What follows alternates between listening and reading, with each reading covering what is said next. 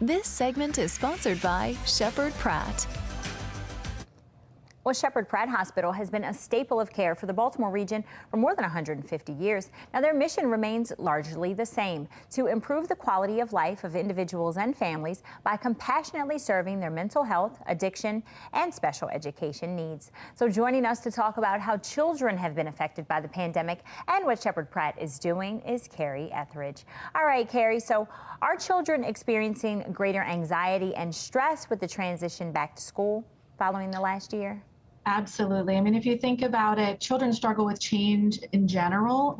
This past year has been unprecedented in the types of changes we're all experiencing, and no one's been able to experience this level of change before. So at baseline, no one's been through a pandemic, so there's no rule book.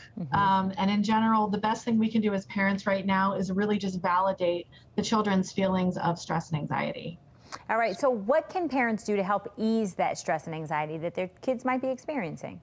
Sure. So at baseline, younger kids tend to respond well to routines. I think in the past year, as a parent myself, we've all changed our routines, being at home and doing virtual learning, working from home. So anything we can do to get back to the pre-COVID routines, same bedtime, screen times, laying out your clothes the night before. It seems very simple, but these are things that can help kids adjust to going back to school. Okay, now look, I'm going to hang my head when you talk about that screen time now, right? So are there certain coping strategies to help transition successfully? Yes. And I think the reality is you have to be honest.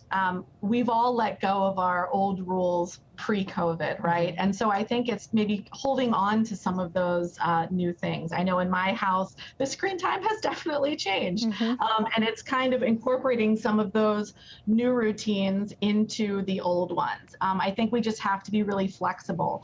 I know a parent who figured out that over this pandemic, her child really liked having breakfast with her every morning rather than kind of stuffing the waffle in her mouth and running out the door to school, right? So she's kind of getting up earlier to make sure her child can get that same level of contact.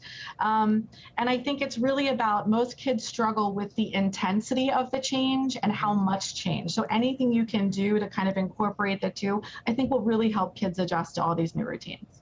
Okay, makes sense. Now, I know this is all different for parents, but it's also different for educators too, right? So how can teachers help also ease in this transition?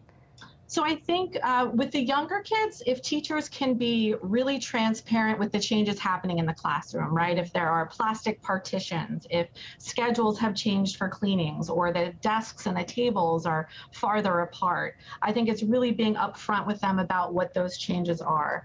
And for the older kids, involving them in some of the problem solving. There's of course going to be some things teachers can't change for safety reasons, but I think engaging some of the middle school, high school age kids in what would make this better, what would make this easier, and really teaching them to advocate, not only to the teachers, but to the school about what they would think, would help them adjust, I think is just going to help them as well. For sure. Now, let's say that parents are noticing that maybe their kids have more than a normal amount of anxiety. What can they do? How can they get help?